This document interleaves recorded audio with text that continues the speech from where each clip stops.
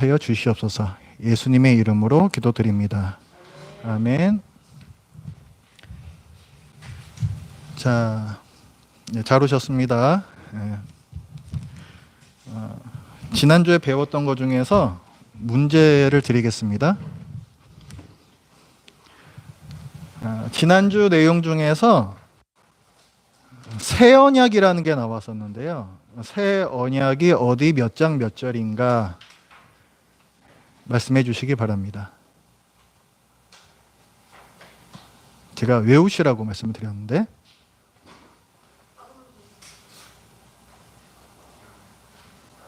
예, 한상문 자매님. 예, 맞습니다. 예레미야 31장 31절. 네, 맞습니다. 혹시 그 예레미야 새 언약의 그 골자, 그 내용이 중요한 게 두 가지가 있는데 혹시 그것도 말씀해 주실 수 있습니까?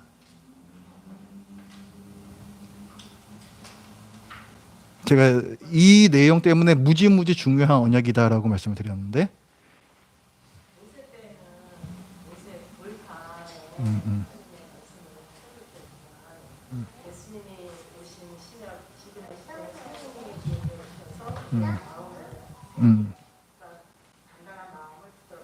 예. 그렇죠. 성령님께서 우리 마음에 오신다. 그게 한 가지고 또 한 가지가 있는데. 응? 예, 예수님 피가 어쨌다고요? 예수님 피로 세우는 언약? 그 언약에는 사실 그런 말씀은 안 나와요. 근데 그거하고 연관된 말씀이 나오거든요. 이제 기억하시는 분 없으십니까? 혹시 저기 온라인으로 보시는 분들 중에서 말씀해 주실 수 있는 분? 자, 예레미야 새 언약에 중요한 내용이 두 가지가 있는데 첫 번째는 잘 말씀해 주셨어요. 성령 강림. 성령님께서 우리 마음 가운데 오셔서 우리 마음을 부드럽게 만들어 주신다. 순종할 수 있는 마음으로 만들어 주신다라는 거였고, 자, 또 한 가지 내용은 뭐였을까요?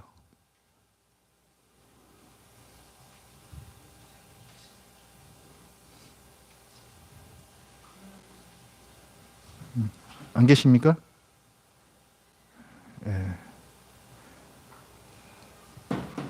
예, 또 한 가지 내용은 뭐냐면 영원한 죄사함의 약속이 나와요. 거기에 내 죄를 영원히 기억하지 아니하리라라는 말씀이 나옵니다. 그러니까 그 영원한 죄사함의 약속이죠. 그러니까 영원한 죄사함과 성령 강림이니까 이건 예수님의 대속과 성령 강림 사건.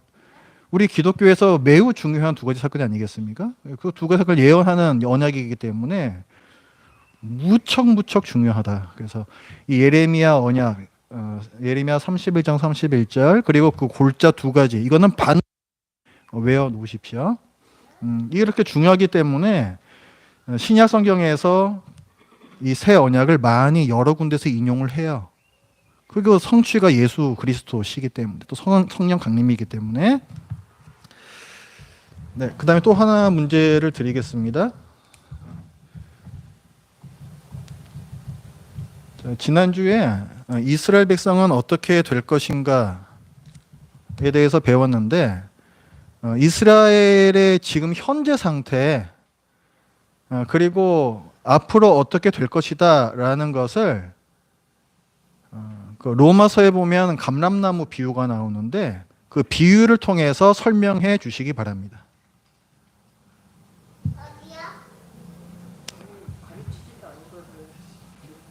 오래 얘기했는데요. 돌감람나무, 청가는나무 기억 안 나세요?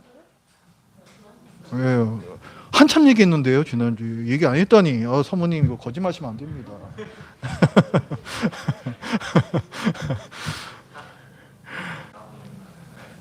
자, 거기 저기 뭐라 하시는 우리 김지성 학생 오늘도 골을 넣을 것인가?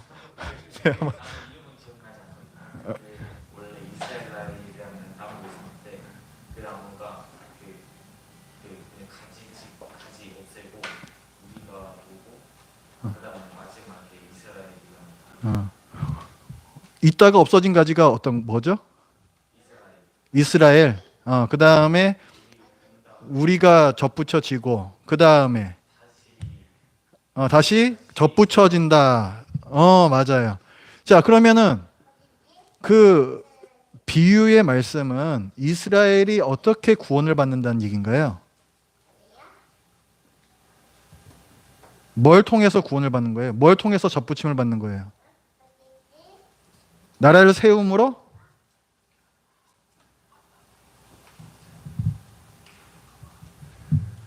우리는 어떻게 접붙임 받아요?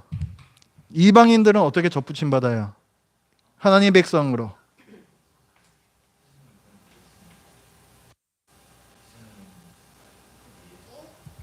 열심히 지금 회의 중이십니다. 어떻게 어떻게 아니 지금 하나님 백성이 있는데 그게 나무인데 뭐 어쨌든 우리도 거기 접붙임 받았잖아요. 뭘로 접붙임 받은 거예요? 뭘 통해서? 그 사건만 있으면 그냥 접붙여지는 거예요? 그러면은 이 세상 모든 사람들이 다 그럼 구원 받는 거네요? 그렇죠. 믿음으로 구원 받는 거예요. 오직 믿음으로. 그러면은 나중에 유대인 이스라엘이 여기 접붙여진다 했을 때 그때는 뭘로 접붙임 받는 거예요? 믿음으로. 똑같이 접붙임이잖아요. 똑같이 접붙임이잖아요. 그러니까 믿음으로 이스라엘 백성도 믿음으로 구원 받는단 말이에요. 똑같아요. 그러니까 이스라엘 백성이라고 우리하고 전혀 다를 게 없다.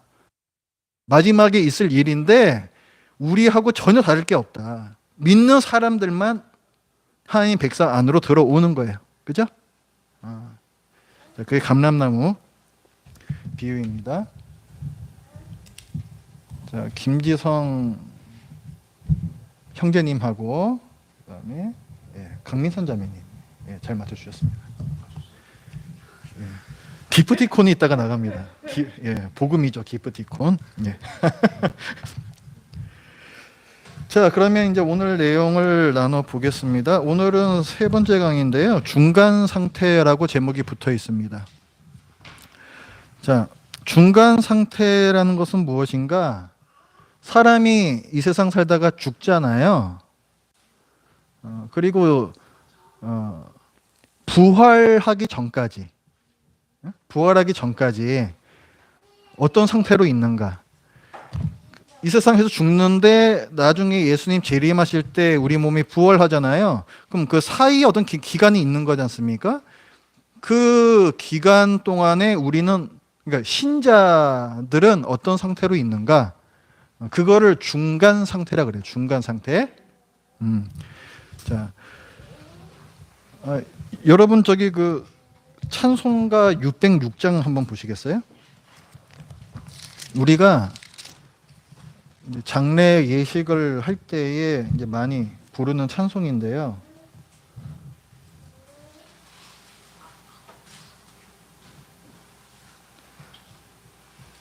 그 해보다 더 밝은 저 천국이란 유명한 찬송이 있습니다. 우리 1절만 한번 해볼까요? 해보다 더 밝은 저 천국 믿음만 가지고 가겠네. 믿는 자 위하여 있을 곳 우리 주 예비해 두셨네. 며칠 후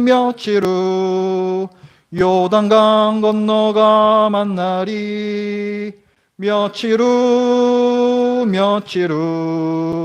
요단강 건너가 만나리. 잘 아시는 찬송이죠? 자, 여기 보면은 자, 먼저 가신 분들이 계십니다. 근데 그 분들을 어떻게 해야지 만날 수 있다고 되어 있습니까? 그 후렴에 나와 있죠? 어떻게 해야 된다? 요단강 건너가야 된다. 그러니까 요단강 건넌다라는 게 우리도 이제 죽어서 저기 천국 가야지 만날 수 있겠다. 뭐 이런 말씀이죠. 그러니까 천국에서 만나자 이런 찬송입니다. 이 찬송이 뭐 꼭 틀린 것은 아닌데요. 이런 찬송을 우리가 많이 부르다 보면은 우리가 이제 어떤 생각을 하게 되냐면은 천국이라는 곳은 우리가 죽어서 가는 곳이고 그러니까 천국은 우리 영혼이 가는 곳이고, 그렇죠? 천국에는 영혼만 있는 것이다. 이제 이렇게 생각을 하게 됩니다. 그죠? 그렇죠? 그게 현재 상태에서는 그게 맞아요. 현재 상태에서는. 예수님께서 아직 이 땅에 오시지 않았잖아요. 재림 안 하셨잖아요. 그러니까 그 전에는 그게 맞습니다. 우리 영혼이 천국에 가야지 먼저 돌아가신 그 신자들을 만날 수 있는 거죠. 그런데 이게 너무 지나쳐가지고 그냥 천국은 영혼이 가는 곳, 육체는 천국하고는 관계없는 것, 이렇게 생각할 수가 있다는 거예요.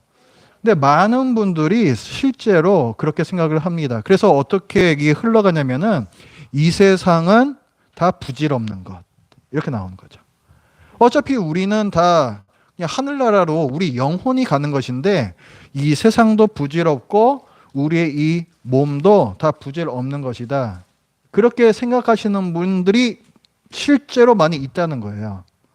근데 과연 이것이 성경적이냐? 그거를 좀 살펴보겠습니다. 먼저 그 예전에 그 이스라엘 백성이 사는 그 지역 포함해서 그 지중해 이 근방 지역을 그 헬라 철학이라는 게 그 사상적으로 지배를 했던 적이 있었어요. 근데 그 헬라 사상의 특징이 뭐냐면 이원론이라는 거예요. 이원론. 이원론은 선과 악의 어떤 동등한 세력을 딱 놓고는 이걸 대조를 시키는 거예요. 그래서 이쪽에 속한 거는 좋은 거, 이쪽에 속한 거는 나쁜 거. 이렇게 되는 겁니다. 그런데 그 사람들이 얘기하는 게 뭐냐면 원래 어떤 본질이라는 게 있고 그게 우리 눈에 보이는 형태로 나타난 것이 있다는 거예요. 근데 이 본질에 해당하는 것이 진짜고 이것이 우리 눈에 보이는 형태로 나타난 것은 그것은 별로 중요하지 않은 것이다. 이렇게 생각하는 것입니다. 그래서 이것을 우리 사람에 대해서는 이제 어떻게 적용을 하냐면은 우리 눈에 보이는 몸하고 우리 눈에 보이지 않는 영혼하고 이거를 딱 자르는 거예요. 이원론에서 중요한 건 뭐냐면은 눈에 보이지 않는 것 그리고 저기 어디 하늘 위에 있는 것 이런 것들이 좋은 것이고 영원한 것이다. 그리고 우리 눈에 보이는 것들은 계속 변하는 것이고 일시적인 것이고 이것은 악한 것이다 이렇게 봐요. 그러니까 여기 눈에 보이지 않는 어떤 그 본질은 좋은 것, 선한 것이고 눈에 보이는 것들은 악한 것에 속해 있다 이렇게 나누는 거예요. 그게 이원론이거든요. 자, 그러니까 우리 육체는 뭡니까? 나쁜 거잖아요. 우리 영혼은 좋은 건데 그래서 항상 뭔가 선한 것을 하려고 그러는데 우리 육체가 악하기 때문에 이런 영혼을 계속 방해를 한다. 그래서 우리가 죽어서 저 하늘로 가야 하늘에 있는 게 진짜가 그랬잖아요.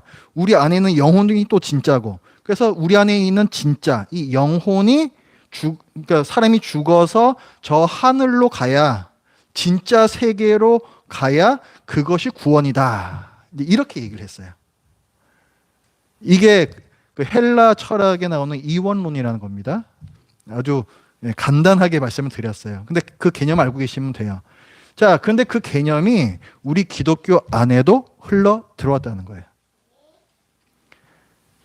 아까 말씀드린 것처럼 천국에는 우리 영혼만 가는 것이다. 이 세상 부질없고 우리 몸도 부질없다. 이렇게 생각하는 게 바로 이원론이에요. 그게. 그런데 성경은 전혀 그렇게 말씀하고 있지가 않습니다. 헬라 철학하고 달라요. 성경에서 어떻게 말씀하고 있는가를 좀 보겠습니다. 구약 성경 먼저 좀 보고 그다음에 신약 성경을 볼 건데요. 성경에서 말하는 바는 구분을 짓긴 짓는데 선과 악으로 구분 짓는 것이 아니고 창조주와 피조물로 구분을 지어요. 창조주는 하나님이십니다. 그리고 그 나머지 것들이 다 피조물이에요. 근데 피조물들은 만들어진 존재이고 하나님께서는 스스로 있는 자다. 그러니까 누가 만든 존재가 아니거든요. 거기에서부터 이건 뭐 침해할 수 없는 경계선이 있어요. 창조주와 피조물이라는 거. 근데 하나님께서 이 세상을 만드신 후에 뭐라고 말씀하십니까? 보시기에 좋았더라. 그거를 이제 뭐 6일간 7일간 이렇게 창조를 하시는데 매일매일 어떤 일을 끝마치고 나서는 항상 그 말씀 하세요. 하나님께서 보시기에 좋았더라. 하나님께서 보시기에 좋았더라. 계속 반복이 되죠. 또 사람을 만드신 다음에는 심히 좋았더라. 이제 이렇게 나온단 말이에요. 그러니까 어때요? 하나님께서 창조하셨을 때 이 세상은 우리 눈에 보이는 이 세상은 선한 것이다, 악한 것이다. 선한 것이다. 그러니까 헬라 철학하고 다른 거예요. 하나님께서 만드셨을 그 당시의 창조계는 선한 것이에요. 선한 것. 그리고 이 세상을 왜 만드셨는가? 하나님의 영광을 드러내시기 위해서 만드셨다라고 말씀을 해요. 우리가 이 밤하늘을 봐도 어디 저기 시골 같은 데 가가지고 많은 별들을 보면서 굉장히 아름답다를 느끼고 이 자연계를 보면서 이것을 만드신 하나님께서는 정말 대단하신 분이시다. 이런 걸 우리가 고백을 하게 되잖아요. 그게 하나님의 영광을 찬양을 하는 거예요. 그러니까 하나님께서 이 피조물들을 이 온 세계를 만드셨을 때 이 온 세계는 악한 게 아니에요. 악한 것들이 어떻게 하나님을 찬양을 하겠습니까? 말도 안 되죠. 그러니까 이 온 세상은 선한 것이고 헬라 철학에서 말하는 그런 개념이 아니다. 그래서 이 세상을 우리가 바라볼 때에 단지 이 세상은 징검다리에 불과하다라고 생각하시면 안 됩니다. 우리가 이 세상 사는 게 힘들잖아요. 힘들다 보면은 빨리 이 세상에서의 삶을 마치고 우리 주님을 뵈러가고 싶다. 이제 이런 생각이 들죠. 사도 바울도 그런 고백을 하거든요. 그건 우리 인지상정이에요. 그런 마음이 들지만 그렇다고 해서 이 세상은 무가치하고 단지 천국에 갈 때 그냥 우리가 할 수 없이 있어야만 하는 그런 징검다리에 불과한 것은 아니다라는 거예요. 그건 성경에서 말씀하는 바가 아닙니다. 성경에서는 헬라 철에서 말하는 것처럼 뭐가 더 고상한 것이고 뭐는 더 천한 것이고 이 세상을 그런 식으로 구분하지 않습니다. 성경에서는 그런 구분이 전혀 나오지 않아요. 그리고 하나님께서 이제 생명과 죽음에 대해서 말씀하실 때에도 생명이라는 게 뭐냐? 생명이라는 게 뭐냐 했을 때 우리 영적으로 누리는 복이 있어요. 하나님과 교제하면서 누리는 복입니다. 그것도 얘기하고 또 성경에서 말씀하는 게 물질적인 복도 함께 말씀을 해요. 특히 구약에서 그 부분을 많이 이제 말씀을 합니다.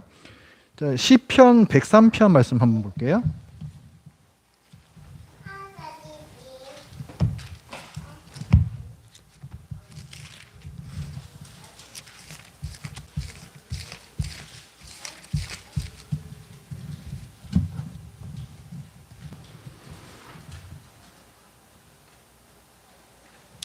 자, 103편 1절부터 5절까지 우리 같이 읽어볼게요. 여기 읽으시면서 어떤 게 영적인 복인가, 어떤 게 물질적인 복인가, 그거 이렇게 골라내 보면서 읽으세요. 1절부터 5절까지 시작. 내 영혼아 여호와를 송축하라. 내 속에 있는 것들아 다 그의 거룩한 이름을 송축하라. 내 영혼아 여호와를 송축하며 그의 모든 은택을 잊지 말지어다. 그가 내 모든 죄악을 사하시며 내 모든 병을 고치시며 내 생명을 파멸해서 속량하시고 인자와 긍휼로 관을 씌우시며 좋은 것으로 내 소원을 만족하게 하사 내 청춘을 독수리같이 새롭게 하시는도다. 자, 어때요? 영적인 복은 어떤 게 있습니까?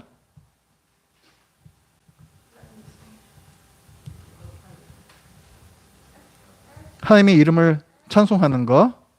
예, 또 모든 죄악을 사하시는 거. 그렇죠? 영적인 부분이죠. 그 다음에 또 있나요?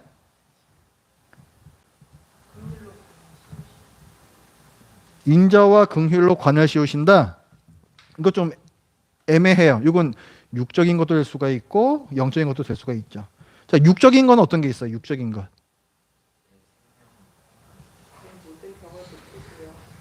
음. 그렇죠. 3절에 내 모든 병을 고치시며 4절에는 내 생명을 파멸해서 속량하시고 그 살려주신다는 얘기잖아요. 그러니까 육적인 걸로 볼 수가 있는 거죠. 그다음에 뭐 5절에도 좋은 것으로 내 소원을 만족하게 하신다. 우리가 바라는 것들을 좋은 것들로 채우신다. 이런 것들도 육적인 걸로 볼 수가 있겠죠. 그 여기에 보면은 하나님께서 우리에게 주시는 은택이라는 것이 영적인 것도 있고 육적인 것도 있다. 같이 얘기를 하고 있어요. 여기 구약에서 말씀하시는 바입니다. 그러니까 생명이라는 것을 말할 때 우리는 그것을 영적인 것으로도 봐야 되지만 우리 육적인 것으로도 같이 봐야 되는 거예요. 그러니까 그 성경에서 말하는 바는 한마디로 영과 육을 통합적으로 봐요. 통합적으로. 헬라 철학에서는 어떤다 그랬어요? 영과 육을 완전히 딱 분리시킨다 그랬잖아요. 그런데 성경은 영과 육을 통합된 그런 상태로 본다고요. 그래서 영만 복을 받고 육은 복을 안 받고 이런 상태로 보지 않아요. 특히 구약에서는 그래서 뭐 다른 이제 성경 말씀에 보면은 물질적인 번영, 부자가 되는 것, 그 다음에 다산, 아이들을 많이 낳는 것 이런 것들도 다 복에 들어갑니다. 또 오래 사는 것 이런 것도 또 하나님께서 주시는 복이다 이렇게 말씀을 해요. 그런데 하나님께서는 이 복에 대해서 육적인 복에 대해서도 말씀하실 때 조건이 있어요. 지금도 하나님 예수님 믿지 않는 사람들도 부자도 있고 건강하게 사는 사람들도 있고 출세하는 사람들도 많잖아요. 그 사람들을 복이 있다 하지 않아요. 성경에서는. 성경에서 복이 있다 할 때에는 하나님과의 교제 안에서 하나님께서 주시는 것들을 누리는 것. 이게 진정한 복이고 그게 생명이다 이렇게 얘기를 해요. 우리가 영생을 누린다라고 했을 때 그 영생이라는 것이 그냥 단순하게 오래 산다, 영원히 산다, 시간적인 개념만이 아니라 그 안에는 질적인 개념이 들어가 있는 거예요. 하나님과 함께 교제하는 그런 질적인 부분이 같이 들어가 있는 거예요. 그것을 영생이라고 그러고 그것을 복이라고 얘기를 합니다. 자, 우리가 오늘 이제 배우는 것이 그 중간 상태라 그랬잖아요. 중간 상태. 중간 상태에 대해서 이제 우리가 공부를 할 건데 이거를 하면서도 방금 얘기했던 부분을 우리가 기억을 하면서 이 내용을 이제 이해를 해야 됩니다. 일단 성경에서 영과 육을 이렇게 날카롭게 분리하고 있지 않다라는 거, 그 부분을 분명히 기억을 하시면서 지금부터 또 이제 내용을 나눠보겠습니다. 자, 성경 구약에서는요,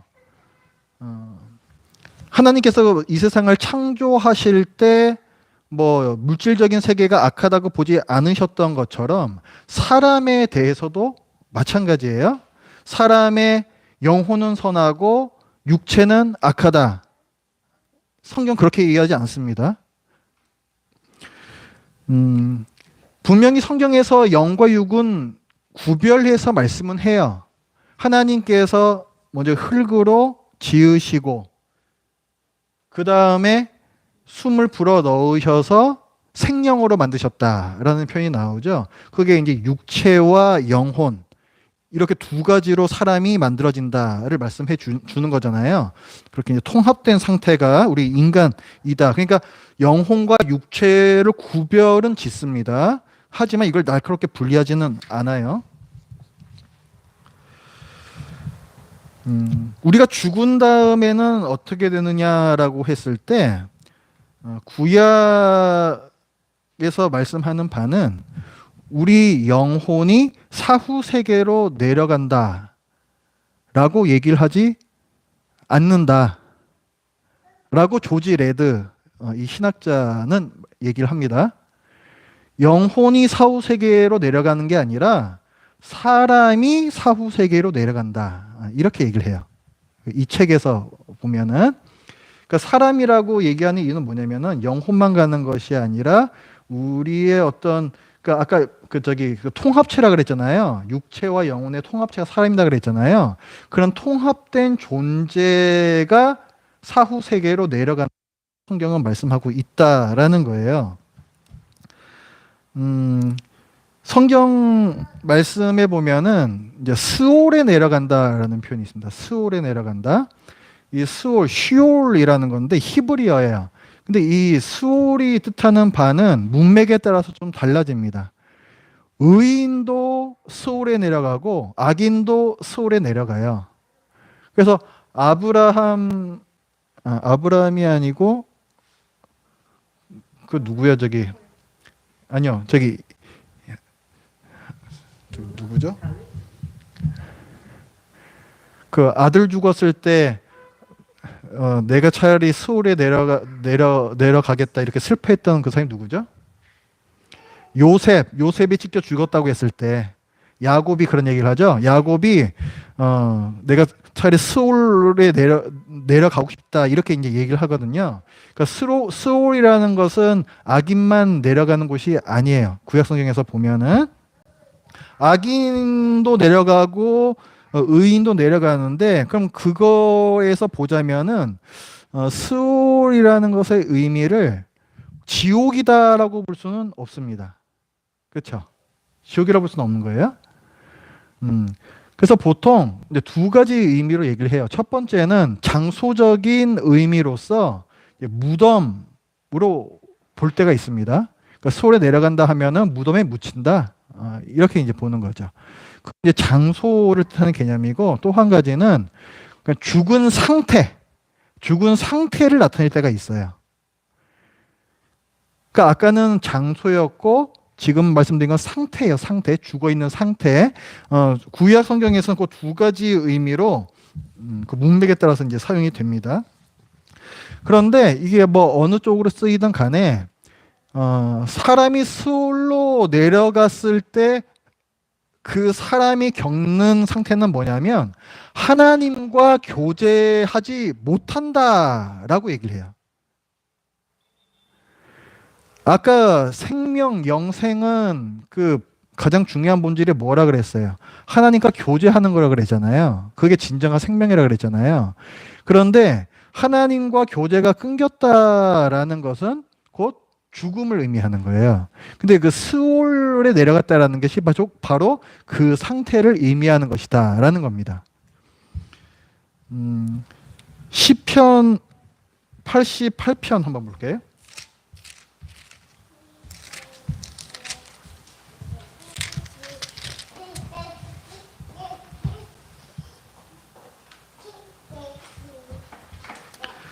자, 시편 88편 10절부터 12절인데요. 이 시편을 노래하는 사람들은 당연히 신자들입니다. 그래서 신자들이 이제 뭐라고 고백하는가 한번 보세요. 10절부터 12절까지 같이 읽습니다. 시작. 주께서 죽은 자에게 기이한 일을 보이시겠나이까? 유령들이 일어나 주를 찬송하리이까? 주의 인자하심을 무덤에서 주의 성실하심을 멸망 중에서 선포할 수 있으리이까? 흑암 중에서 주의 기적과 이즘의 땅에서 주의 공의를 알 수 있으리이까? 자, 요게 이제 죽은 상태거든요. 근데 의인들이 죽었는데도 지금 뭘 얘기하냐면은 10절에서 보면은 주를 찬송할 수 있겠습니까? 이렇게 얘기해요. 아까 우리가 봤던 시편에서는 뭘 얘기했어요? 우리가 받는 영적인 복, 육적인 복 얘기를 할 때 그 영적인 복 중에 뭐가 있었어요? 하나님을 찬송하는 게 있었잖아요. 근데 지금 여기서 뭘 얘기하고 있어요? 죽은 다음에 하나님을 찬송할 수가 있겠습니까? 못한다는 거예요. 그 다음에 11절에도 주의 인자심을 무덤에서, 이 무덤이라는 단어가 이제 스올이거든요.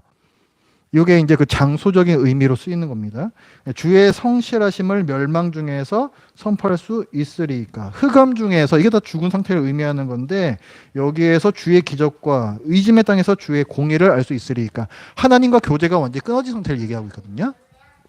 그러니까 구약 상태에서 말하는 스올은 죽음의 상태인데 하나님과 교제가 다 끊어진 상태이고, 여기에는 악인들만 얘기하는 게 아니고 의인들도 이런 상태를 겪는다라고 얘기를 한다는 거예요.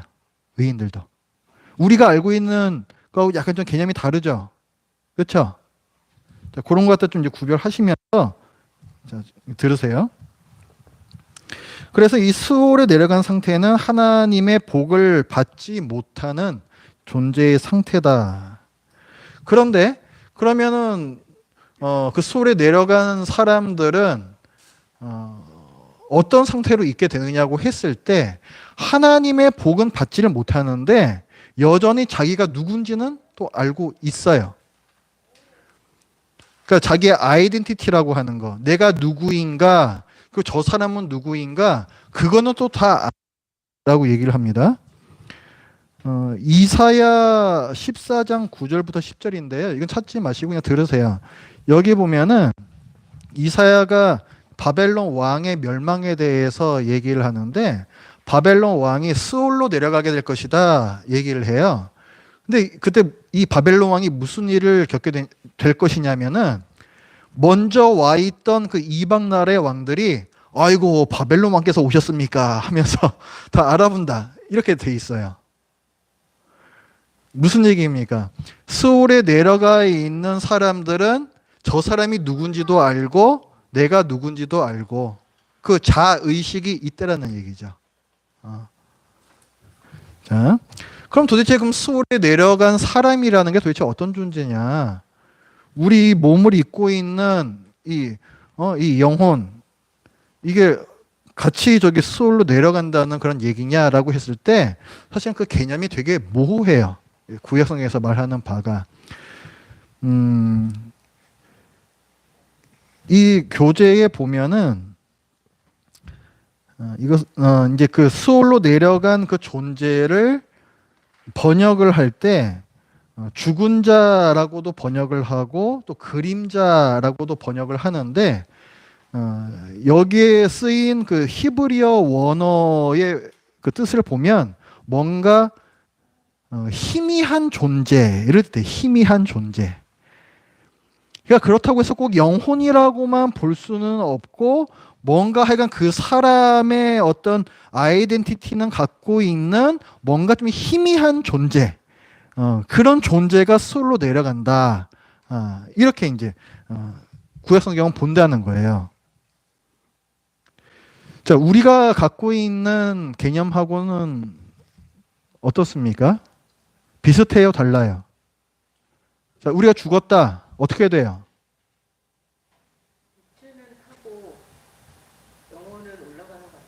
육체는 땅에서 썩는 것이고 영혼은 이제 믿는 신자인 경우, 의인인 경우에는 바로 천국에 가는 거죠. 그러니까 육체와 영혼이 사실 분리되는 거잖아요. 그런데 구약 성경에서는 이게 분리가 되지 않고 통째로 뭔가 희미해진 상태로 술로 내려간다라고 말씀을 한다는 거예요. 이것이 그 조지 레드 이분의 견해인데요. 사실 이분의 견해에 좀 동의할 수 없는 부분들도 많이 있습니다. 왜냐하면은 이분이 지금 구약 성경 가지고 말씀을 하잖아요. 근데 이 같은 이 구약 성경을 보면 육체와 영혼이 구별된다라는 부분에 대해서 구약 성경은 분명히 말씀을 하고 있어요. 하나만 좀 볼게요.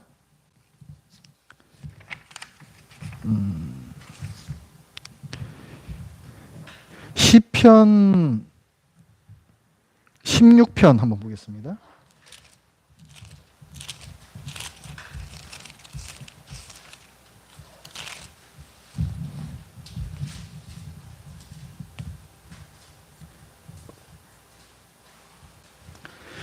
자, 시편 16편 10절 같이 읽습니다. 시작. 이는 주께서 내 영혼을 소홀에 버리지 아니하시며 주의 거룩한 자를 멸망시키지 않으실 것임이니이다. 여기 보면은 여기 영혼이란 단어가 나오죠. 자, 영혼이 수월에 내려간다 이런 표현이 지금 나오는 거잖아요. 이게 누가 지은 거냐면 다윗이 지은 거거든요. 그러니까 수월에 내려가는 것이 내 영혼이다. 이렇게 이제 얘기를 갖다가 하고 있다라는 거예요. 뭐 이거 말고도 뭐 또 시편 49편 15절도 한번 볼까요?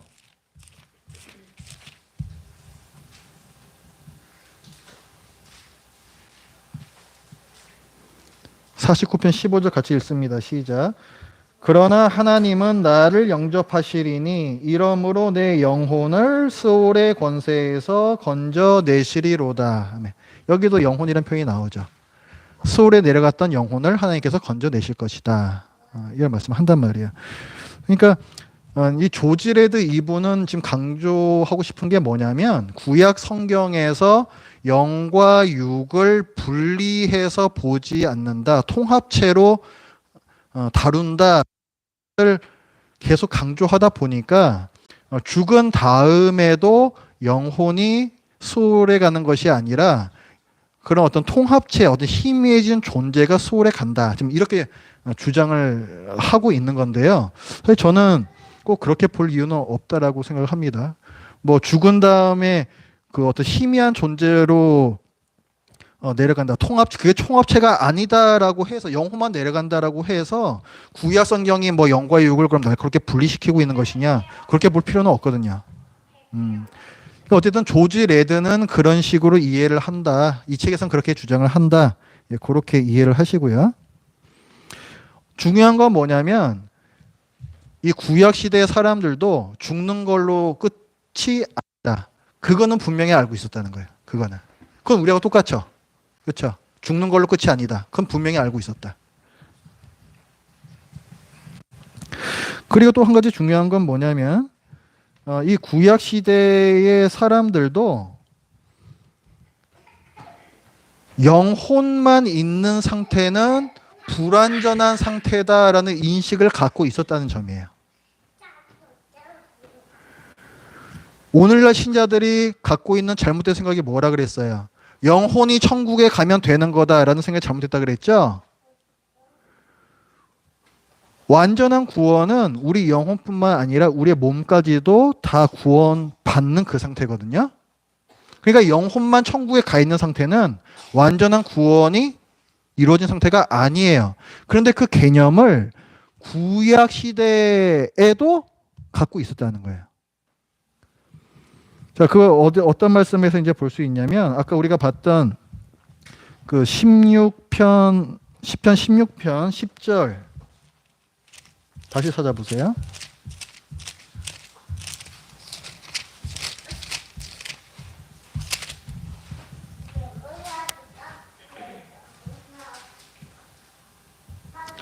그 10절에 보면 이는 주께서 내 영혼을 소홀히 버리지 아니하시며 주의 거룩한 자를 멸망시키지 않으실 것임이니이다. 주께서 생명의 길을 내게 보이시리니 주의 앞에는 충만한 기쁨이 있고 주의 오른쪽에는 영원한 즐거움이 있나이다. 이게 뭐냐면 죽으면 일단 수올에 내려가는데 하나님께서는 그 상태로 끝내시지 않는다는 거예요. 하나님께서 생명의 길을 보이셔서 구원하신다는 거예요. 그러니까 영혼이 죽어서 어디로 가는 그 상태로 끝나는 게 아니고 뭔가 더 나은 상태가 있다라는 인식을 구약의 성도들도 했다는 겁니다.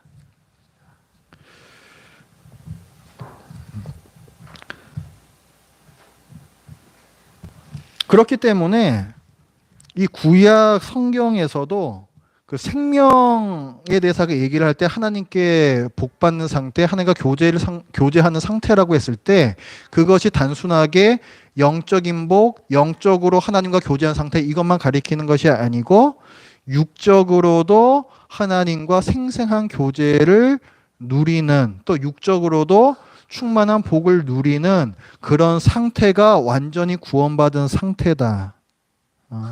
자, 이런 인식을 구약 성도들도 갖고 있었다는 점을 우리가 알 수가 있습니다. 자, 이제 신약으로 넘어갈 텐데요. 죽은 다음에 어떻게 될 것이냐에 대해서 말씀하는 구절 중에 뭐 대표적이라고 할 수 있는 게 누가복음 16장에 나오는 부자와 나사로 비유입니다. 그 부자와 나사로 비유는 이제 나사로가 거지였는데 이제 거지 나사로가 죽어서 자 어디로 가요?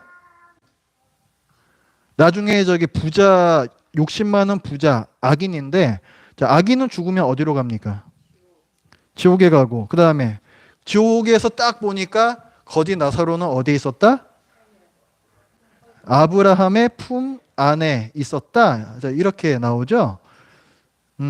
자, 그런 이제 말씀을 예수님께서 해주신 건데, 자, 이거를 문자주의적으로 보시는 분들이 있습니다. 그래서 여기엔 나사로라고 하는 구체적인 이름도 나오고, 이건 실제로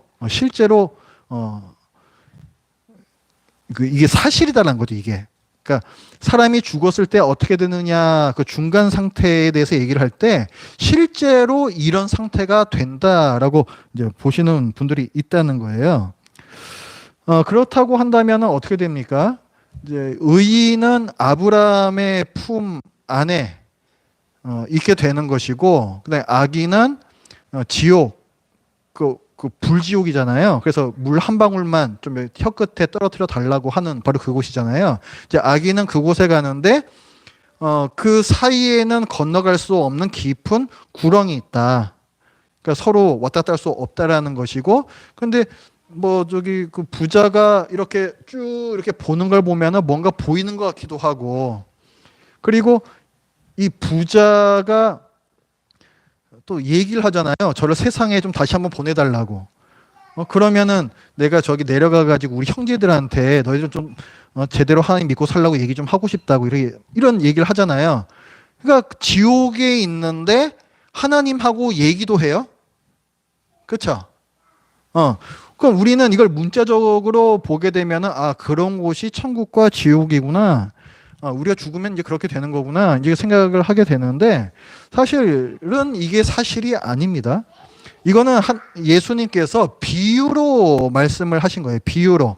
그래서 이 이야기에는 부분적인 진실도 있고 부분적으로 진실이 아닌 것도 있어요. 그래서 우리가 그거 갖다가 문자적으로 그대로 해석하는 것은 좀 위험합니다. 이 비유를 예수님께서 말씀해 주신 그 이유는 뭐예요? 유대인들을 책망하시기 위함이거든요. 죽었다가 살아난 자가 너희들한테 얘기를 하는 게 소용없다. 그 죽은 사람이 와가지고 너희들 뭐 저기 그 잘 믿어라 얘기해봐야 소용없고 이 성경에 기록된 이 선지자들이 얘기하고 있는 바 그것만 잘 믿어도 된다. 이제 이걸 말씀하시는 거거든요. 그러니까 그 예수 그리스도를 믿지 않는 유대인들을 책망하실 때 하신 말씀이에요.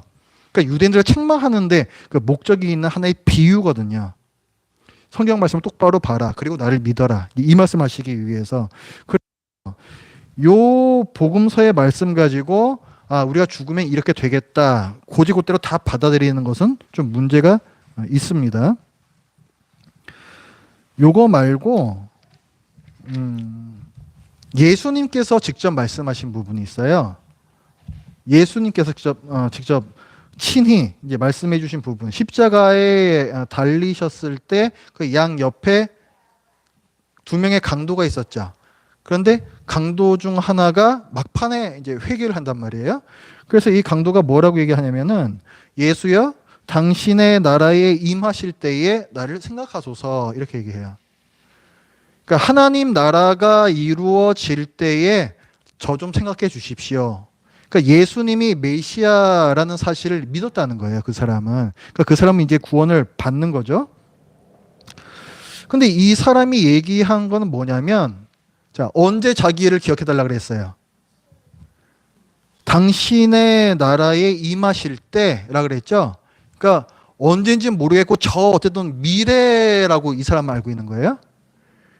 근데 거기에 대해서 예수님께서 뭐라고 말씀하시냐면은 내가 진실로 내게 이르노니 오늘 네가 나와 함께 어디 있으리라? 낙원에 있으리라 이렇게 말씀하세요. 그러니까 저 나중에 하나님 나라가 이 땅에 완성됐을 때 그때가 아니고 그게 천국이 아니고 네가 오늘 죽잖아. 근데 오늘 당장 너는 낙원에 있을 거야. 이렇게 말씀하신다고요. 여기서 이 낙원이라는 단어, 이 낙원이 그럼 뭐 천국, 하나님 나라를 뜻하는 것이냐라고 했을 때 이건 몇 가지 좀 견해가 좀 나뉘어요. 같다라고 보는 학자들도 있고 좀 다르다라고 보는 학자들이 있습니다. 구약 성경에서는 그 동산이라는 그 히브리어 단어가 이제 헬라어 이 신약 성경에서 이 낙원이란 단어하고 사실 같은 단어예요. 그 동산이라 하면 에덴 동산을 가리키겠죠. 자, 에덴 동산이 어디입니까? 하나님께서 임재하셔서 아담과 하와와 함께 거닐기도 하셨던 곳이죠. 그러니까 동산이라고 하면은 하나님께서 임재하신 장소예요. 그렇죠? 그러니까 장소라는 개념이 그 낙원에도 들어가 있는 것이고, 유대인들의 그 문학 작품들을 보면은 거기에서도 낙원이라는 단어를 쓰는데, 그 유대 문학에서는 이 단어를 어떨 때 쓰냐면은 의인들이 죽은 다음에 부활하기 전에 우리가 말하는 그 중간 상태잖아요. 그 중간 상태에서 복을 누리는 그런 어떤 상태, 복을 누리면서 지내는 어떤 상태, 그거를 이제 낙원이라고 표현을 해요. 자, 의인들이 죽었다. 근데 부활은 아직 안 했다. 그 사이 기간인데 복을 누리고 있어요. 의인들이기 때문에 그런 상태를 낙원이라고 표현한다고요. 그러니까 이 낙원에는 두 가지 개념이 여기도 있는 거예요. 장소라는 개념이 있고 상태라는 개념이 있고, 아까 스올에도 무덤이라는 뜻의 장소라는 개념이 있고, 그 다음에 죽어 있는 상태라는 그 상태 개념이 있다 그랬죠. 요 낙원도 마찬가지라는 거예요. 하나님께서 임재하신 곳이라는 장소적 개념도 있고 복을 누리고 있는 상태라는 개념도 있고 라는 거예요. 이 낙원이. 그런데 이런 뭐 장소가 됐든 상태가 됐든 여기에 언제 들어가게 되는 거냐 하면은 죽자마자 바로 들어간다. 이걸 예수님께서 말씀을 해 주십니다. 그러니까 우리는 이 말씀을 믿어요. 우리가 죽자마자 어디 딴 곳에 가 있는 것이 아니고 곧바로 하나님께서 계시는 곳으로 간다. 장소. 그 다음에 우리가 죽자마자 하나님과 교제하는 복된 상태로 들어가게 된다. 상태. 그러니까 장소와 상태, 이 두 가지 개념을 우리도 그대로 믿어요. 예수님께서 이렇게 말씀을 하셨기 때문에. 신약 성경은 우리가 죽은 다음에 어떤 상태로 어디에 있게 되느냐라고 했을 때 요거 말고는 더 이상 얘기하지 않아요. 이게 끝이에요. 그런데 어떤 분들은 성경에 이제 다른 말씀들을 가지고 좀 이상하게 이 말씀을 하시는 분들이 있어요. 보통 이제 이단 같은 분들이 이제 그렇게 한다는 얘기죠. 먼저 신약에서 말씀하시는 바는 자, 우리가 죽어서 곧장 하나님께서 계시는 곳으로 가서 하나님과 교제를 누리는 복을 누리게 된다. 자, 그거 우리가 믿는 바인데, 그거를 신약 성경에서 이제 지지하는 부분을 먼저 보고, 그 다음에 이제 이상하게 해석하시는 분들, 그분들이 어떤 말씀을 가지고 그런 얘기를 하는가 좀 볼 거예요. 자, 먼저 사도 바울인데요. 빌립보서 1장 23절 보세요.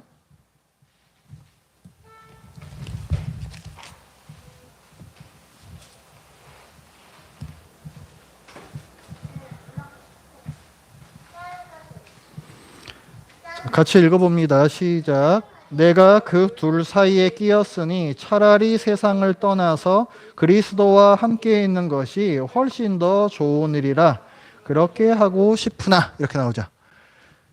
차라리 세상을 떠나서 죽는다는 얘기죠. 차라리 나 지금 죽고 싶다.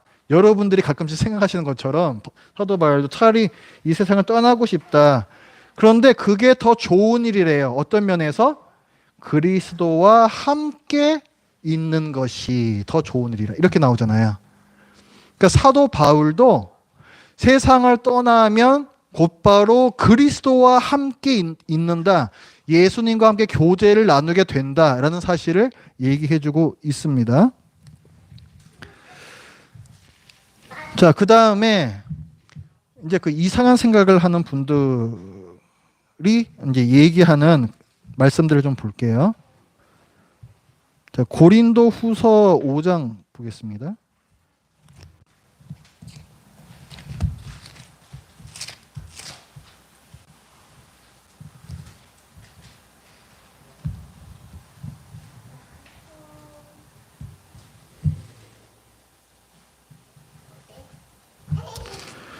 자, 고린도 후서 5장 1절부터 9절까지인데요. 자, 먼저 1절부터 4절까지 같이 읽어봅니다. 시작. 만일 땅에 있는 우리의 장막집이 무너지면 하나님께서 지으신 집, 곧 손으로 지은 것이 아니요 하늘에 있는 영원한 집이 우리에게 있는 줄 아느니라. 참으로 우리가 여기 있어 탄식하며 하늘로부터 오는 우리 처소로 덧입기를 간절히 사모하노라. 이렇게 입음은 우리가 벗은 자들로 발견되지 않으려 함이라. 참으로 이 장막에 있는 우리가 짐진 것 같이 탄식하는 것은 벗고자 함이 아니요 오히려 덧입고자 함이니 죽을 것이 생명의 삼킨 바 되게 하려 함이라. 자, 거기까지요. 자, 거기에서 1절에 보면은 땅에 있는 우리의 장막집이 무너지면 나오는데, 그래서 이 장막집이라는 게 우리 육체예요. 우리 육체. 자, 우리 육체, 우리 이 몸이 무너지면, 그러니까 우리 죽으면 이런 말이 되겠죠. 우리 몸이 죽으면은 육체가 썩잖아요. 그러니까 우리가 살고 있는 이 집이 무너진다. 하나님께서 지으신 집, 그 손으로 지은 것이 아니요 하늘에 있는 영원한 집이 우리에게 있는 줄을 안다. 여기 밑으로 이제 쭉 읽어 보면은 우리가 이제 그 덧입는 것, 그러니까 이게 부활체를 타거든요. 부활체. 그러니까 우리가 부활하게 됐을 때 새로 입게 되는 몸, 그걸 부활체라 그래요. 근데 그 부활체를 뜻하는 건데, 거기 그 1절 마지막에 보면은 그 영원한 집, 그 부활체가 우리에게 있는 줄 아느니라 이렇게 말씀을 하고 있죠. 자, 우리가 죽어서 우리의 장막집이 무너지면 영원한 집이 우리에게 있는 줄 안다. 이렇게 했잖아요. 영원한 집이 우리에게 있다라고 얘기하고 있죠. 현재 시제거든요. 현재 시제. 그럼 그렇다라고 본다면은 이 1절 말씀은 자, 우리가 죽자마자 영혼만 있는 거다? 맞아요? 이 말씀을 어떻게 봐야 돼요? 이 말씀은 그렇게 보이잖아요. 우리 장막집이 무너지면 영원한 집이 우리에게 있다. 현재 시제라고요. 미래 시제가 아니고. 부활은 나중에 있을 거니까 우린 나중에 부활체를 입게 됐는데 우리가 알고 있는 바는 그런데 요 1절에서는 현재 시제로 얘기를 하고 있다고요. 그래서 어떤 사람들은 우리가 죽으면은 곧바로 부활체를 입고 하늘에 거하게 된다 라고 해석하는 사람들도 있다는 거예요. 근데 그렇게 보면은 안 된다는 거죠. 그렇게 보면 안 된다는 거예요. 여기서 현재 시제로 쓴 거는 우리가 나중에 부활체를 입게 될 것이 확실한 기정사실이기 때문에 이렇게 얘기한 것 뿐이에요. 그렇죠? 그래서 이렇게 얘기하는 거라고요. 우리 이 육체가 이제 이 땅에서 무너지지만은 우리에게는 부활체가 있다. 저는 이상한 말이 아니잖아요. 우리가 나중에 그것을 잊게 되는 것 뿐이지. 그렇죠? 근데 그렇게 해석하면 되는 거죠. 전혀 아무런 문제가 없는 거예요. 자, 그래서 그 이제 밑에 말씀을 보면은 자, 우리가 그 더딘다 하면서 죽을 것이 생명에게 삼킨 바 되게 하려 함이다라고 해서 죽지 않는 영원한 몸, 그 부활체가 우리에게 있다라는 것을 이제 말씀을 해주고 있는 것이고, 자, 그렇다는 얘기는 뭐예요? 우리가 죽었을 때 부활할 때까지는 육체가 없는 거죠. 이 땅에서 육체는 썩어 없어지는 거고 부활체는 나중에 있게 되는 거고, 그러면 그 중간 상태에서는 육체는 없는 거예요. 자, 육체가 없다. 그게 첫 번째 사실이고, 그 다음에 6절부터 이제 말씀을 보면요. 6절부터 9절까지 제가 읽을게요. 그러므로 우리가 항상 담대하여 몸으로 있을 때에는 주와 따로 있는 줄을 아노니 이는 우리가 믿음으로 행하고 보는 것으로 행하지 아니함이로라. 우리가 담대하여 원하는 바는 차라리 몸을 떠나 주와 함께 있는 그것이라. 그런즉 우리는 몸으로 있든지 떠나든지 주를 기쁘게 하는 자가 되기를 힘쓰노라. 사도 바울은요, 몸이 없는 상태를 싫어해요. 이 말씀을 보면은 몸이 없이 영혼만 남아있는 그 상태를 싫어한다고요. 그럼에도 불구하고 우리 몸이 썩어 없어져 버리는 그런 비참한 상태를 말하면서 그럼에도 불구하고 우리가 담대할 수 있다라고 얘기를 하는 게 뭐냐면, 지금 읽었던 말씀, 우리가 몸을 떠나서 주와 함께 있게 된다. 그 부분을 얘기를 해요. 8절에 보면은 비록 우리 몸은 없지만 우리가 주와 함께 있다. 주와 함께 교제를 하는 복된 상태로 들어가기 때문에 나는 죽음이 두렵지 않다. 이렇게 얘기를 해요. 그러니까 이 말씀에서도 자, 우리가 알 수 있는 바는 뭐예요? 자, 우리가 죽게 되면 그 중간 상태에서 첫 번째, 몸이 없는 상태로 영혼만 존재하게 되는데 하나님과 또 예수 그리스도와 함께 교제하는 복된 상태를 누리게 된다. 자, 요 두 가지. 그러니까 신약 성경에서는 요 두 가지 외에는 말씀을 하지 않습니다.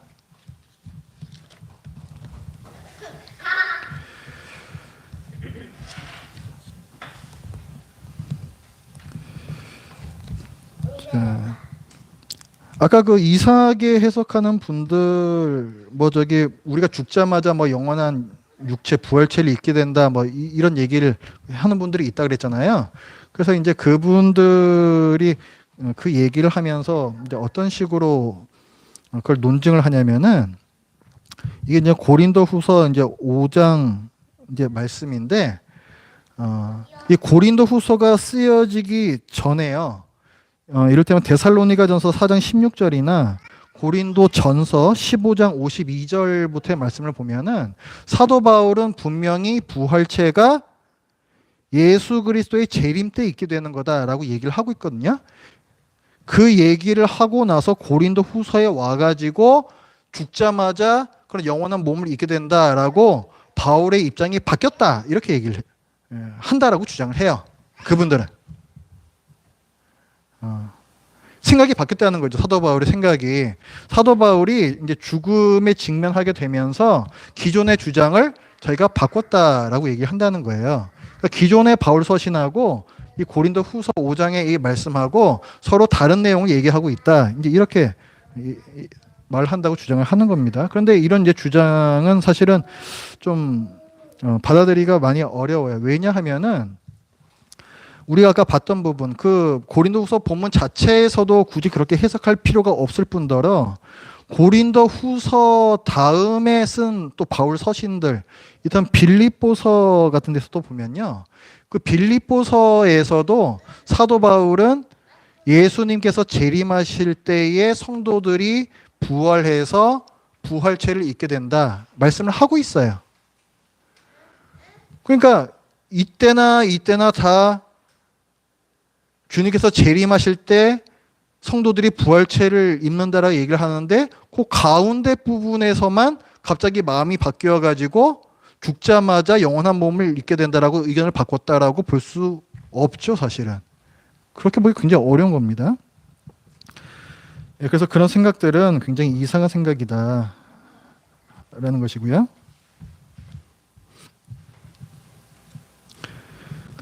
다음에 고린도후서 우리가 봤던 거 5장의 10절 말씀도 한번 보세요. 그 이상한 분들이 들고 나오는 그 고린도후서 5장의 10절 말씀을 보면, 이는 우리가 다 반드시 그리스도의 심판대 앞에 나타나게 되어 각각 선악간에 그 몸으로 행한 것을 따라 받으려 함이라. 왜 부활이 필요하냐에 대해서 이 얘기를 하거든요. 왜 부활이 필요하냐라고 했을 때, 그리스도의 심판대 앞에 설 때 몸이 있는 채로 서야 하기 때문이다, 이렇게 얘기를 해요. 그럼 뭘 얘기하는 거예요? 사도 바울은 예수님의 심판 때에 그 부활체를 지금 같이 연결시켜서 얘기를 하고 있는 거잖아요. 그렇죠? 근데 그리스도의 심판은 언제 일어나는 거예요? 예수님께서 재림하실 때 있는 일이잖아요. 그러니까 이 고린도후서 5장 말씀도 예수님께서 재림하실 때 우리가 부활체를 입게 되는 그 말씀을 하고 있는 거예요. 이걸 다르게 해석할 이유가 전혀 없습니다.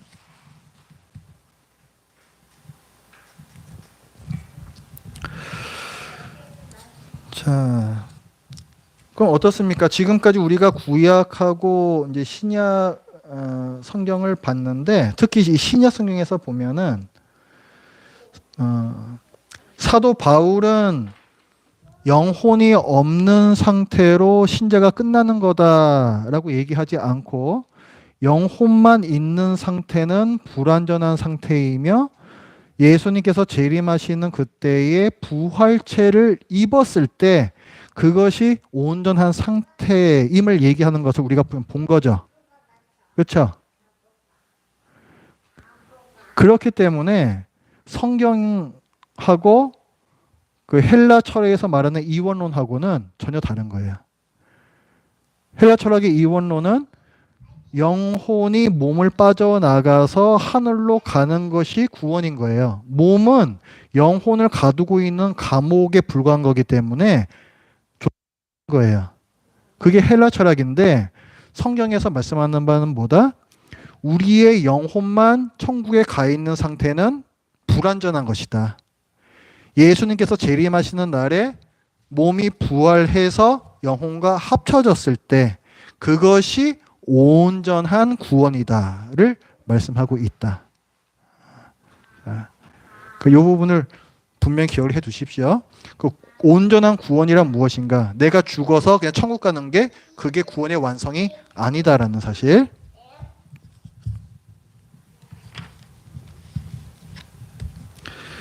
자, 그리고 이제 몇 가지 말씀을 좀 더 보겠습니다. 그 뭐 중간 상태에 대해서 얘기하는 것 같은 말씀들이 몇 개 더 있는데요. 히브리서 12장 23절 말씀 한번 보겠습니다.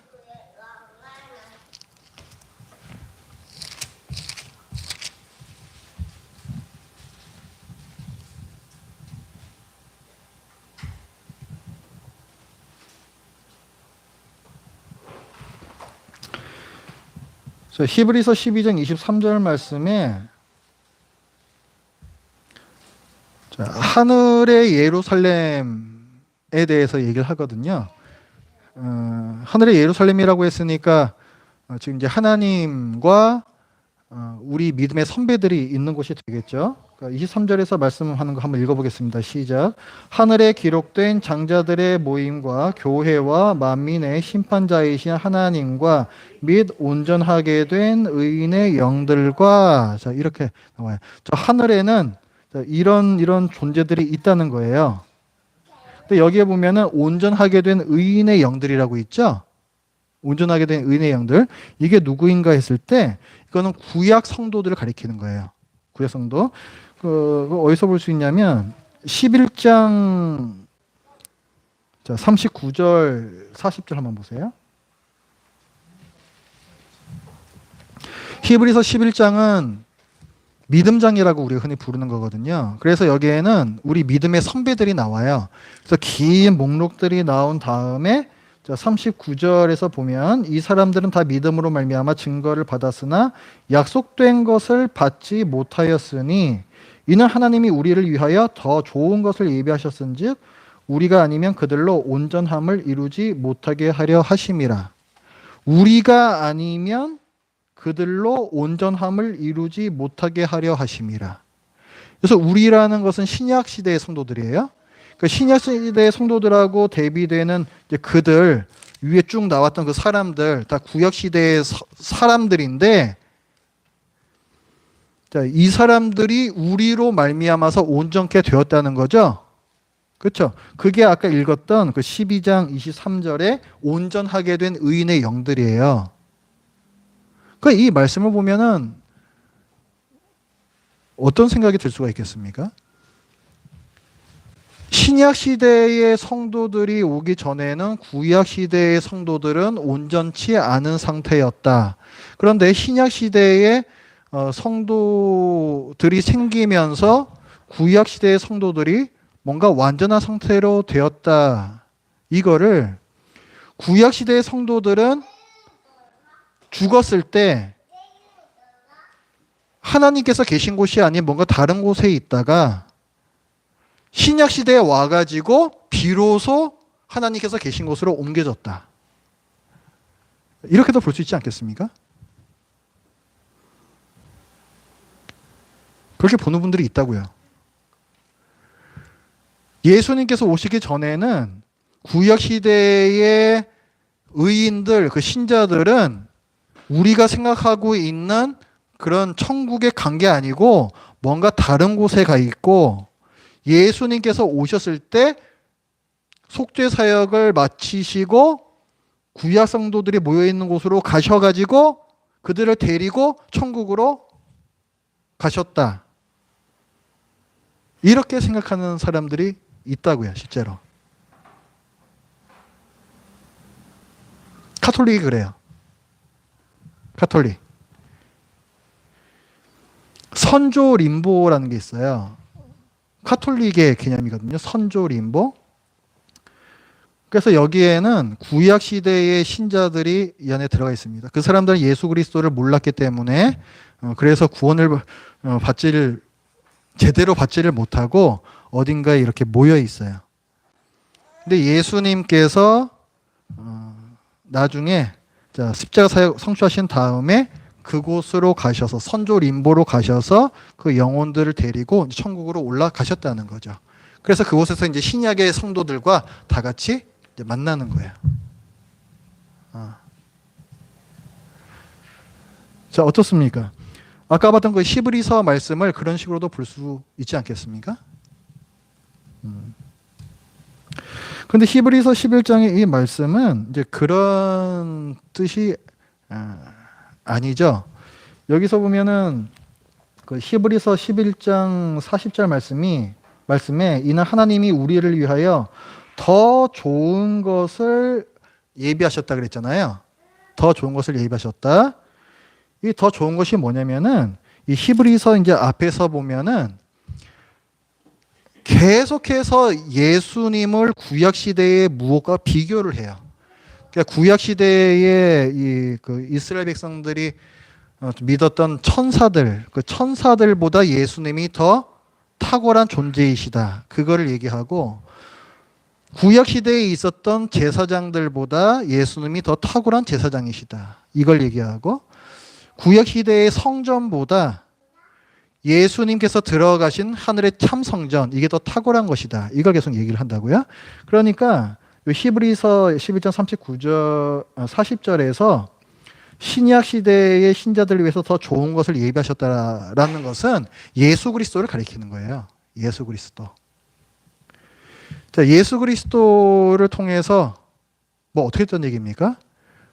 더 좋은 것이 하나 더 있어요.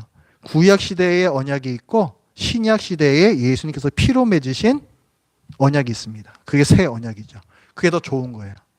예수님께서 십자가에서 죽으시고 피를 흘리시잖아요. 그 피로 세운 새 언약으로 하나님께서 우리 성도들에게 주시고자 하는 것, 기업이라고 보통 성경에서는 표현을 하거든요.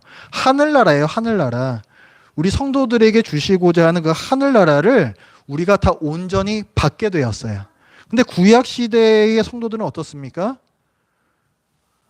그 실체이신 예수님의 그림자 안에서 살았죠. 그렇죠? 그래서 그들은 아직은 온전하지가 않은 거예요. 근데 예수님께서 오시고 새 언약을 맺으시고 또 교회를 세우시고 새 이스라엘을 만드셔서 여기에 구약 성도들이나 신약 성도들이나 다 같이 들어가게 하심으로 온전케 만드신 거죠. 히브리서는 그 부분을 얘기를 하고 있는 겁니다. 그러니까 뭐 구약 시대의 신자들은 죽어가지고 어디 뭐 림보 같은 데 들어가 있었다 뭐 그런 얘기가 아니라는 거예요. 그 다음에 베드로전서 3장 말씀 한번 볼게요.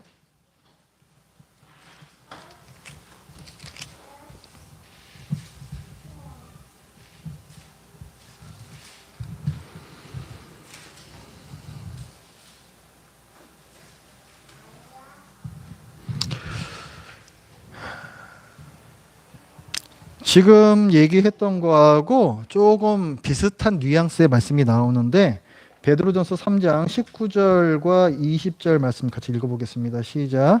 그가 또한 영으로 가서 옥에 있는 영들에게 선포하시니라. 그들은 전에 노아의 날 방주를 준비할 동안 하나님이 오래 참고 기다리실 때에 복종하지 아니하던 자들이라. 방주에서 물로 말미암아 구원을 얻은 자가 몇 명뿐이니 겨우 8명이라. 일단 19절 말씀만 보면은 이제 18절에서 이어지는 건데요. 예수님께서 육체로는 죽임을 당하시고 영으로는 살리심을 받으셨다. 그러니까 예수님께서 죽어 계시던 동안에 영으로 어디에 가셨다?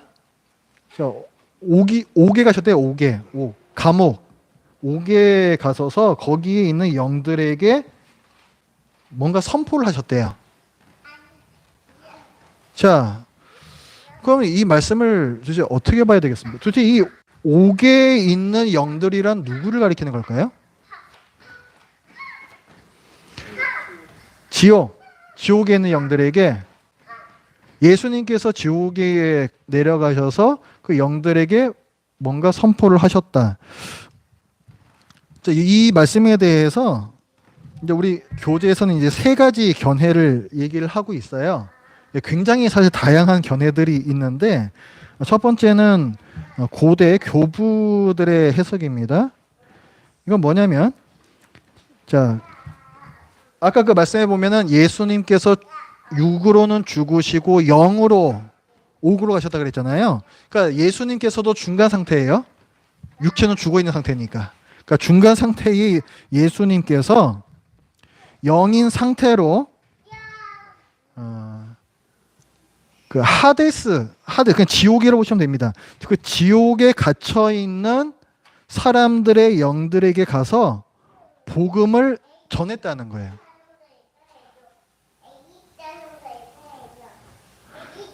자, 그 지옥에 가 있는 사람들은 누구예요? 악인들이잖아요. 믿지 않는 사람들이잖아요. 그 악인들이라는 사실은 우리가 어디서 분명히 알 수 있냐면은 그 20절 말씀에 그들은 누구라 그래 얘기하고 있어요. 노아의 날 방주를 준비할 동안 하나님이 오래 참고 기다리실 때에 복종하지 아니하던 자들이라도 있잖아요. 불순종하는 자들이었죠.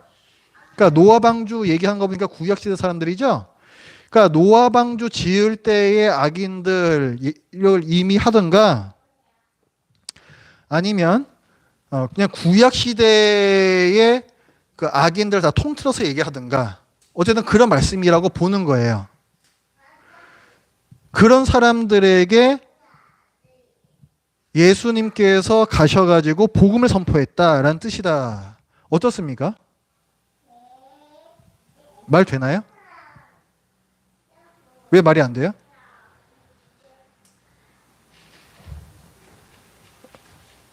왜 말이 안 돼요?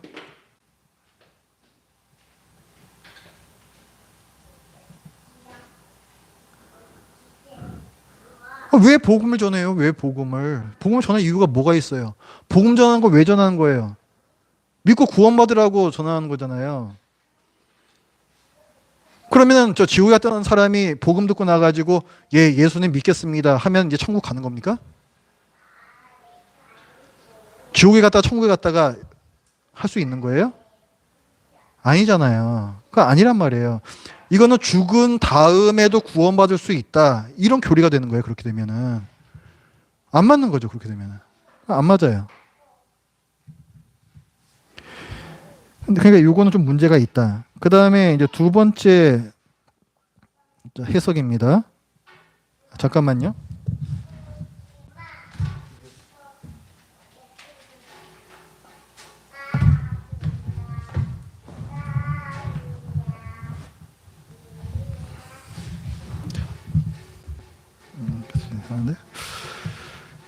네, 계속 말씀드릴게요. 두 번째 해석은 어거스틴을 비롯한 개혁주의 신학자들이 해석이다 이렇게 되어 있는데 예수님께서 성육신 하시기 전에요.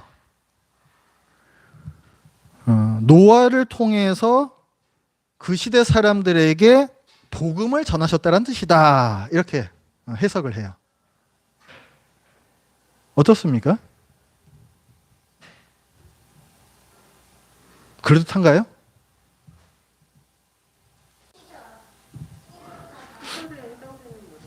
어?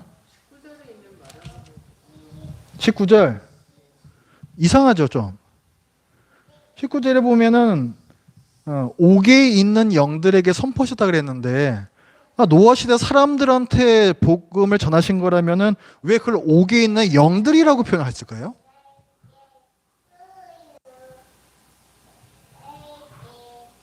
이상해요 이것도. 사실은 이상해요. 뭐 옥에 있는 사람들도 아니고 옥에 있는 영들 또 옥이란 건 또 굳이 왜 이런 표현을 쓰는 것이냐. 굉장히 좀 어색하다는 거죠. 자, 그 다음에 이제 세 번째 해석인데요. 예수님께서 죽으셨잖아요. 그 다음에 지옥에 가셨는데 그 지옥에 가신 이유가 뭐냐면 그 지옥에는 타락한 천사들도 같이 있는데 그 타락한 천사들에게 예수 그리스도의 승리를 선포하기 위해서 가셨다. 이렇게 해석을 하는 겁니다. 이거를 지옥에 무슨 타락한 천사들이 있나요? 그 성경 말씀에서 그런 부분을 말씀하는 부분이 있어요. 유다서 6절 한번 보십시오.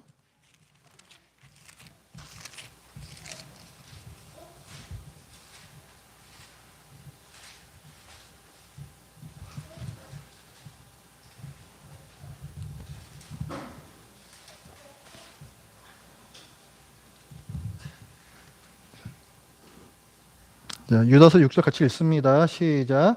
또 자기 지위를 지키지 아니하고 자기 처소를 떠난 천사들을 큰 날의 심판까지 영원한 결박으로 흑암에 가두셨으며 요게 아마 이런 지옥에 타락한 천사들이 있다라는 근거 구절이 되지 않겠는가. 이제 이렇게 이제 연결 뭐 지을 수도 있을 것 같아요. 확실한 건 아니지만.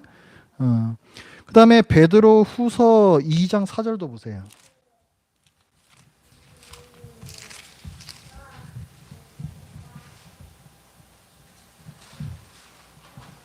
여기도 거의 비슷한 말씀이 나옵니다. 베드로 후서 2장 4절 시작.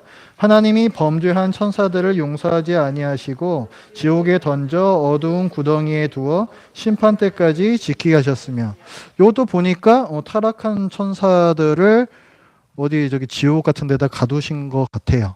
그렇죠?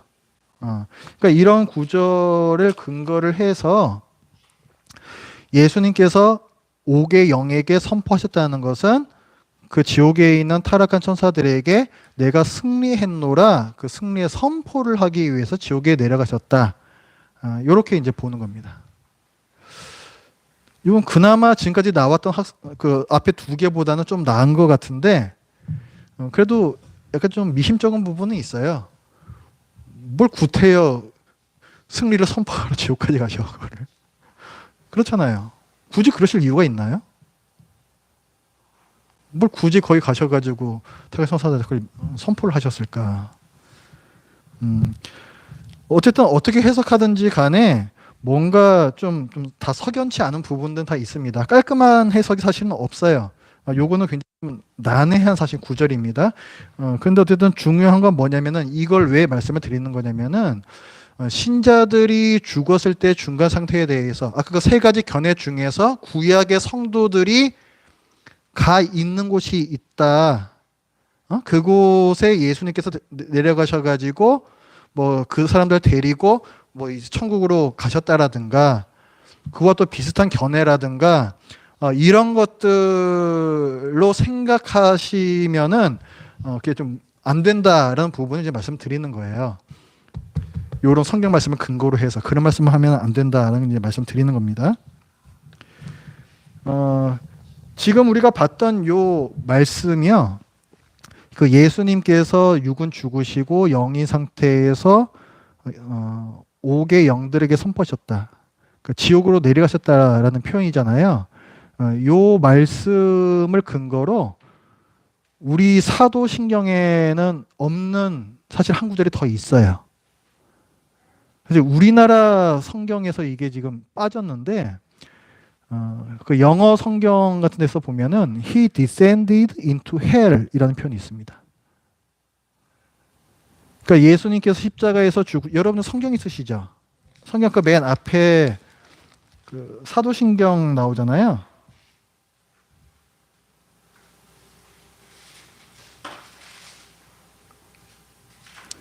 거기 보면 본디오 빌라도에게 고난을 받아 십자가에 못 박혀 죽으시고 그 다음에 우리 성경 여기 실린 거는 장사된 지 사흘 만에 다시 살아나셨다. 부활로 바로 이어지잖아요. 그런데 뭐 다른 나라 성경에는요. 이 사이 한 구절이 더 있어요. 예수님께서 지옥에 내려가셨으며 이게 있어요.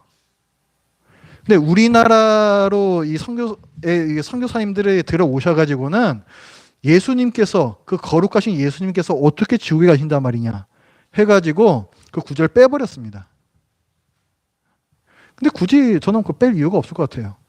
뭐 아까 그 세 가지 견해가 다 마음에는 안 들지만은 뭐 이를테면 그 세 번째 견해 내려가셔가지고 승리를 선포하셨다. 그 차에 내려가실 수도 있는 거죠, 뭐 그렇지 않습니까? 굳이 그 왜 뺐는지 저는 잘 모르겠는데 어쨌든 다른 나라 성경이 아니라 그 사도신경에는 들이 포함이 돼 있다. 참고적으로 알고 계세요.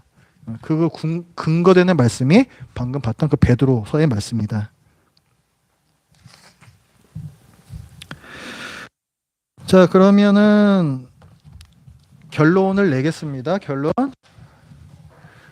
자, 신자가 죽었을 때 신자는 어디에서 어떤 상태로 존재하게 되는가? 장소와 상태에 대해서 얘기를 할 때에 성경에서는 구체적으로 말씀하고 있지 않아요. 뭐 낙원이 천국하고 같은 곳인지 다른 곳인지 정확하게 말씀하고 있지 않습니다.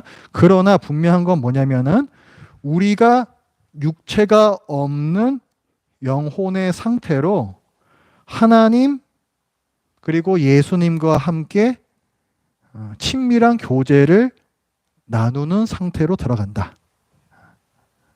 성경은 거기까지 얘기를 해요. 거기까지.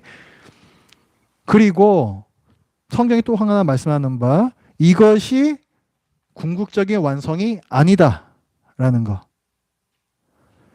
나중에 우리 몸이 부활해서 우리 영혼과 합쳐져서 우리의 이 몸과 영혼 모두로 하나님을 기뻐하고 하나님께서 주시는 복을 풍성히 누리게 되는 상태, 그게 구원의 완성이에요. 그러니까 우리 신자들이 바라봐야 할 바는 바로 그 지점입니다. 그냥 뭐 이 세상 다 쓸데없는 것이고 뭐 빨리 죽어가지고 예수님 보면은 그게 뭐 끝인 거지. 그게 아니라는 거예요. 그거 넘어서 자, 예수님께서 재림하셔서 우리 몸이 부활하는 그때까지 우리는 바라봐야 한다. 네, 그걸 결론 내리고요. 자, 혹시 질문 있으시면은 해주시기 바랍니다.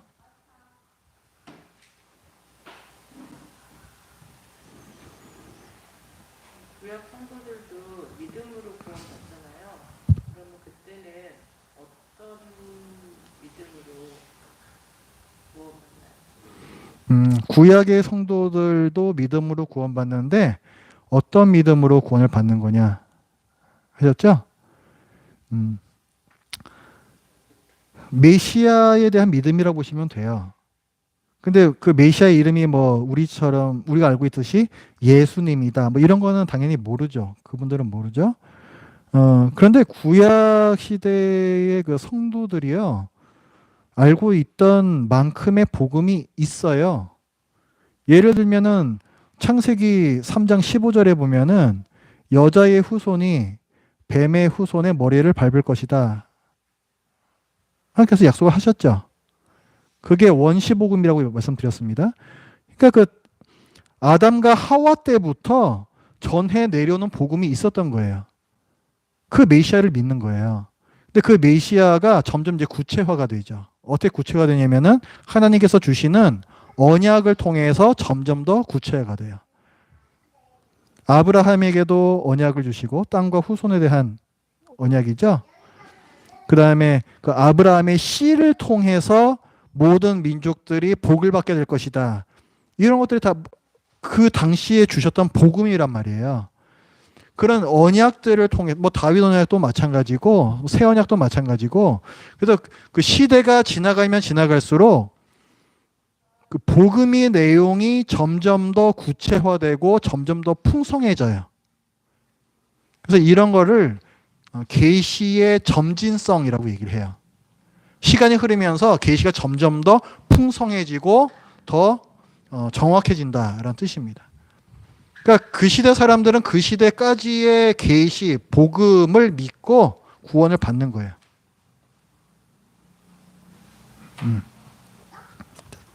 또 질문 있으십니까?